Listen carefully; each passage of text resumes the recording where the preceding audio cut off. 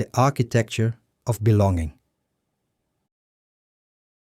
There is a quiet, unspoken grief that accompanies the expansion of human consciousness.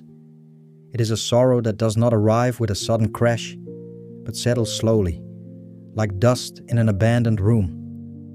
It is the realization that the landscape which once nurtured you, the environment that provided you with identity, shelter, and a sense of place, has stayed precisely the same, while you have fundamentally changed. In the earlier chapters of our lives, we are handed a map. For many, this map is drawn in the firm, unyielding ink of structure, tradition, and collective agreement. We are taught what to believe, how to behave, and where the boundaries of safety lie. There is a profound comfort in this space. It is the warmth of the tribe, the absolute certainty of right and wrong, the inheritance of a worldview that asks no questions because it already holds all the answers. In this realm, belonging is cheap, bought with the currency of compliance. We fit because we do not dare to measure the width of our own skin. But the human spirit is not a static monument, it is a river. Eventually, the containment of the collective begins to feel less like a sanctuary and more like a cage. A hunger awakens, a drive to break free from the absolute directives of the past. We enter the arena of the individual. We begin to build an ego, to craft a persona based on achievement, distinction, and personal will. We measure our worth by our velocity, our triumphs, and our ability to carve our own name into the stone of existence. We convince ourselves that autonomy is the ultimate destination, that if we can only run fast enough, climb high enough, and accumulate enough validation, we will finally be complete. Yet this too is an architecture that eventually betrays its inhabitants. The relentless pursuit of the next horizon leaves the soul parched. The ego is a demanding master, forever whispering that peace is something to be earned in a future that never arrives. And then, for some, the cracks appear. Perhaps it arrives through the shattering mechanism of burnout. Perhaps it is initiated by the quiet devastation of a psychological trauma that invalidates every success you have ever claimed. Or perhaps it is simply a sudden, unprompted wave of disillusionment in the middle of a crowded room. You look at the trophies, the titles, the endless striving, and you ask the one question the ego cannot survive: to what end? When this question takes root, the heart begins to soften. The drive to conquer dissolves into a desire to connect. You stop looking at the world as a ladder to climb and begin to see it as a web of shared suffering, shared beauty, and profound empathy. You enter the space of feeling. You become sensitive to the invisible currents of human emotion, the injustices of the collective, and the desperate need for healing. You think, in this stage of deep empathy, that you have finally found the truth. You believe that by opening your heart completely, you will find the ultimate home. But it is precisely here, at the intersection of deep feeling and awakening awareness, that the most complex isolation begins. For as your internal compass recalibrates through these shifting tides of order, ambition, and empathy, you turn around to look at the life you have built, and you realize you no longer speak the language of the people who share your table. The cracks in the shared ceiling. This evolutionary journey is rarely linear, and it is never clean. We do not shed our past selves like old coats. We digest them. We carry the remnants of our need for order, our hunger for success, and our deep longing for emotional connection within us. But when you are the one undergoing this turbulent alchemy, an invisible rift begins to open between you and your environment. It manifests first in the smallest of interactions. You sit at a family dinner, surrounded by the people who have known you since your first breath. This is an environment often governed by the rigid lines of tradition or the competitive comparison of achievements. They speak of old certainties, of gossip, of societal expectations, or they debate with an absolute dualism where everything is black or white, friend or enemy, success or failure. In the past, you either joined the chorus or participated in the debate. But now, you find yourself sitting in a heavy, observant silence. You see the invisible strings driving the conversation, the unhealed fears masquerading as political opinions, the generational traumas disguised as family traditions, the fragile egos desperate for validation. You do not feel superior. You feel an ache. You want to speak of depth, of vulnerability, of the strange beauty of simply being. But you realize that if you speak your true language, it will sound to them like madness, or worse, like an insult. They notice your silence. They perceive your lack of participation not as peace, but as distance. You've changed, they say. And though it is a statement of fact, it carries the weight of an accusation. In their eyes, your growth is a betrayal of the unwritten contract of the group. The contract states that for the group to remain stable, everyone must agree to stay blind to the same things. By opening your eyes, you have broken the truce. This same friction distorts your professional life. The corporate or workplace environment is often a monument to the relentless drive of individual ambition. It operates on the assumption that more is always better, that your value is entirely synonymous with your productivity. For a long time, you ran that race willingly. But when your consciousness shifts, the vocabulary of the corporate ladder begins to sound hollow.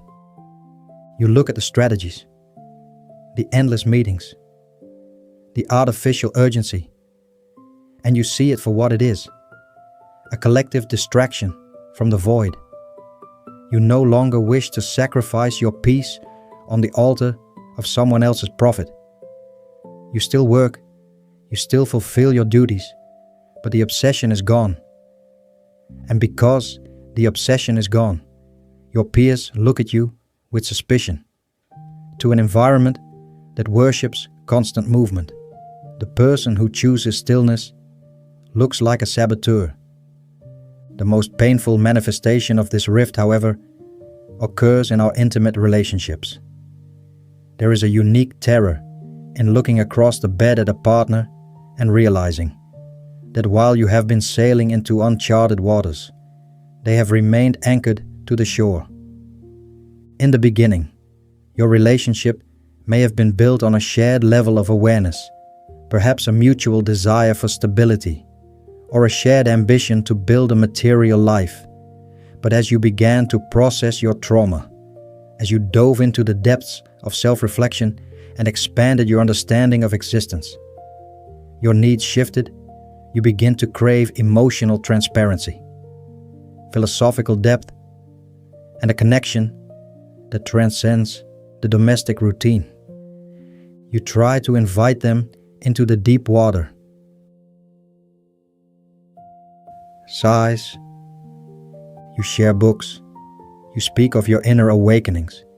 You attempt to articulate the vastness you are discovering within yourself, but their responses are brief, uncomfortable, or dismissive. They want the person they married. They want the predictable partner who fit neatly into the puzzle of their own world. They cannot meet you where you are, not because they do not love you, but because they cannot see the country you are traveling through. You cannot teach someone a color they have not yet developed the eyes to perceive, and so you are left with a heartbreaking choice: to stunt your own growth so they feel safe, or to continue expanding into a solitude that threatens to dissolve the very foundation of your shared life. The loneliness of the wide view. To move into an integrated, systemic awareness is to experience a specific type of vertigo.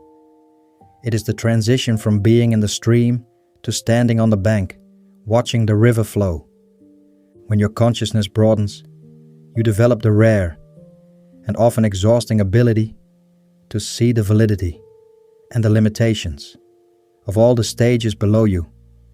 You can look at someone trapped in rigid dogma and understand exactly why they need that structure. You can feel the fear of chaos that keeps them tightly bound to their rules.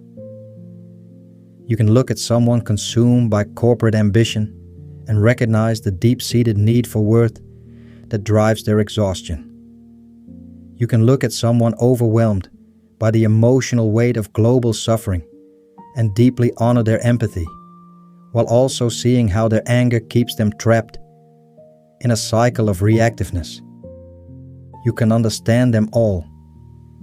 You can hold space for their perspectives, decode their motivations, and forgive their projections. Because you have walked those paths yourself, their conditioning is transparent to you. But the tragedy of this stage of development is that it is entirely one way. While you can look down the mountain and see everyone climbing at their respective heights, they cannot look up and see you. To them, you do not look integrated. You look ambiguous. To the dogmatic, you look lawless because you do not choose a side. To the ambitious, you look unmotivated because you do not join the scramble. To the purely empathetic, you look cold or detached because you do not share their frantic outrage, choosing instead the quiet neutrality of systemic understanding. This is the profound loneliness of the wide view: to understand everything while being understood by no one. You find yourself in a psychological no man's land. You have outgrown the simplistic certainties of your past, but you have not yet found a tribe that speaks your current dialect.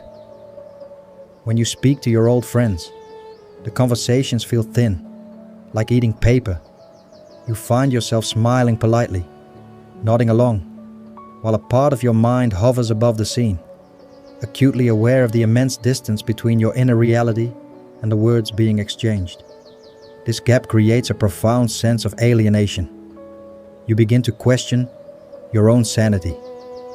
You wonder if there is something inherently broken within you, if your inability to simply fit in and be happy with what satisfies everyone else is a defect.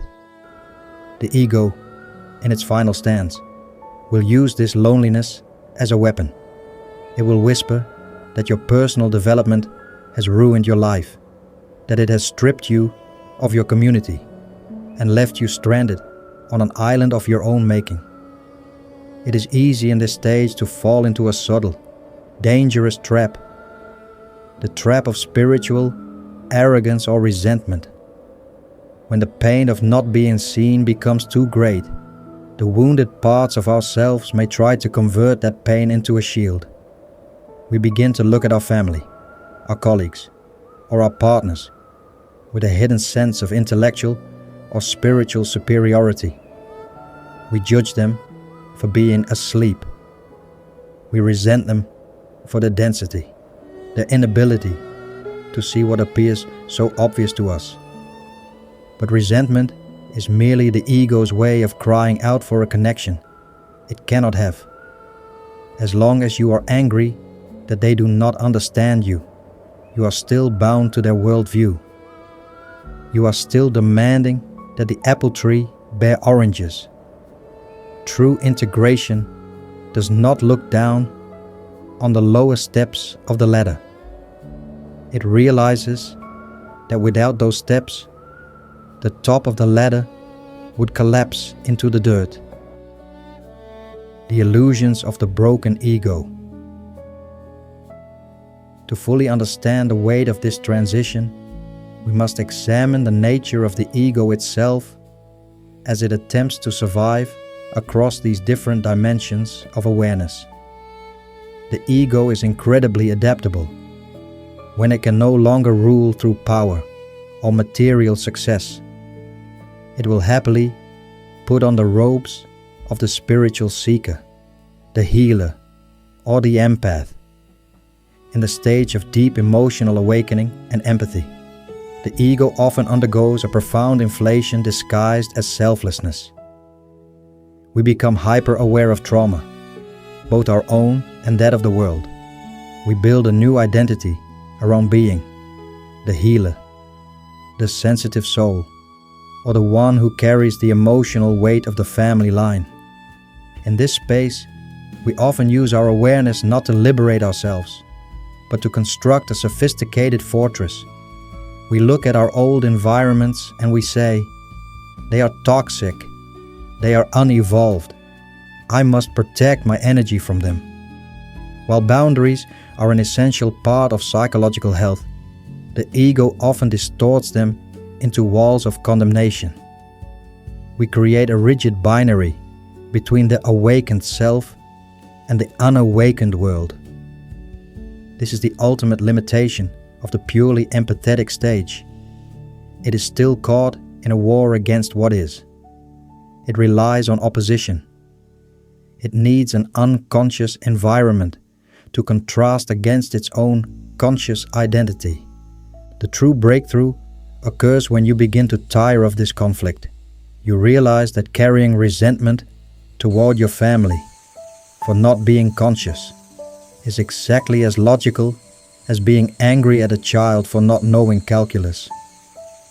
You see that their defensiveness, their rigidity, and their inability to meet your emotional needs are not conscious choices designed to hurt you. They are the automated defenses of a nervous system trying to survive in the only way it knows how. When this realization lands, the ego experiences a quiet, definitive death. You stop trying to change them. You stop waiting for the apology they are incapable of giving. You stop attempting to convert your partner, your parents, or your friends into the philosophers they were never meant to be. This is the beginning of the transition into a truly integrated way of being. The shift into the effortless flow of life, the realization of what ancient wisdom calls Wu Wei. Wu Wei is often translated as non-action, but it is not passivity. It is the action of non-resistance. It is the understanding that the river of life contains many currents, moving at many different speeds, through many different terrains. A stone at the bottom of the river is not inferior to the water rushing over it. It is simply fulfilling the nature of a stone. When you stand in this integrated awareness, you no longer demand that your environment validates your growth. You no longer need them to see you, because you have finally learned to see yourself. The need for external reflection dissolves in the warmth of internal realization. You understand that your journey away from the familiar shore was not an act of destruction, but an act of nature. The seed must break its shell for the tree to exist. The shell is not evil. It was necessary. But its time has passed.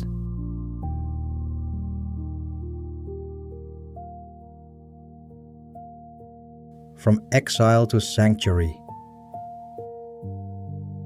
If you are listening to these words and feeling the heavy, familiar ache of this isolation, let this be the moment you stop fighting the distance. The realization that you no longer fit into your old life is not a sign that you have failed. It is the definitive proof that you are growing. You are experiencing the natural law of psychological displacement. When a room becomes too small for the length of your strides, you do not try to shrink your legs. You look for a wider field. The healing of the fractured soul does not come from forcing your family, your partner, or your workspace to understand you. It comes from achieving a state of internal sovereignty where their lack of understanding no longer diminishes your peace.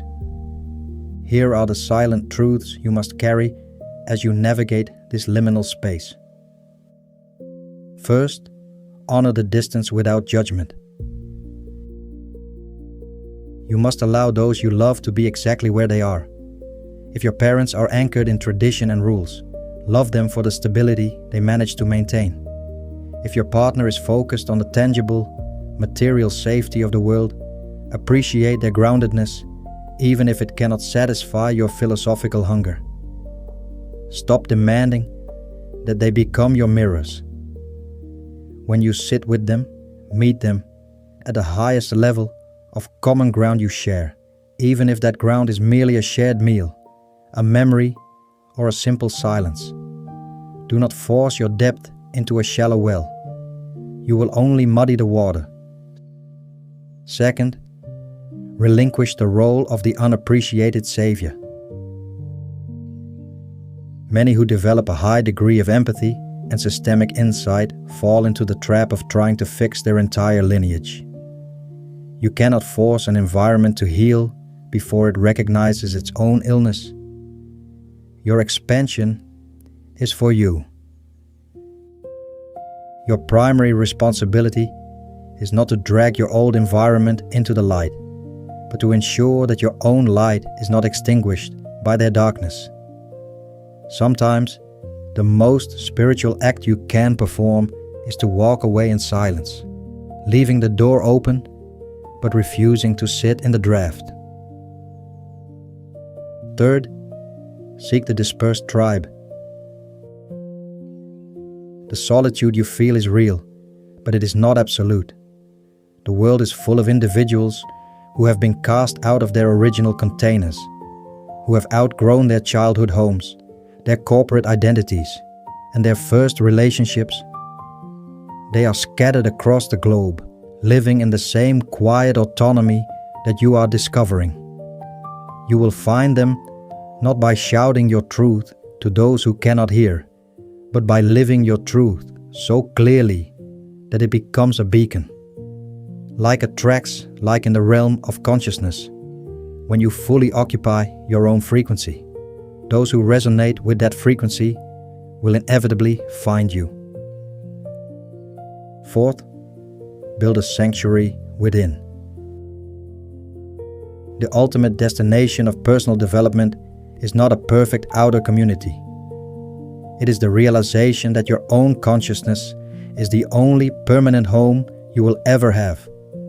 When you sit in meditation, when you rest in the space between your thoughts, there is no isolation. There is only the vast, unchanging presence of life witnessing itself. The ego demands an audience. The awakened soul is content with the sky.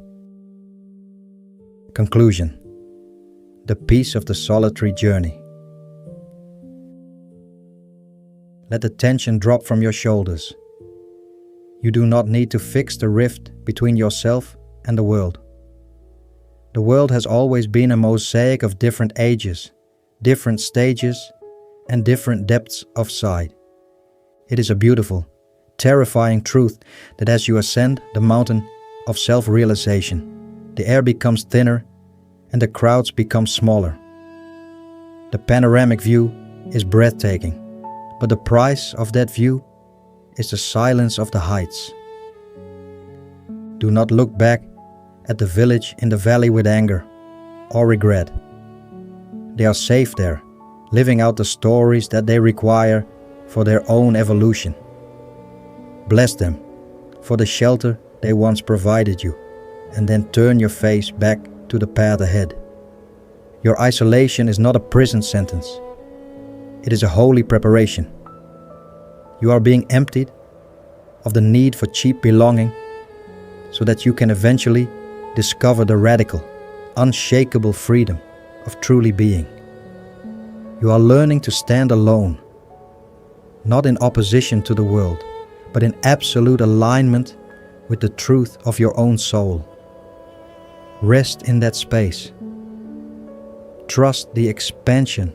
Allow the river to carry you beyond the familiar shores into the deep, quiet waters of your own resonance. If these words resonated with your soul, feel free to join our quiet community, Inner Resonance.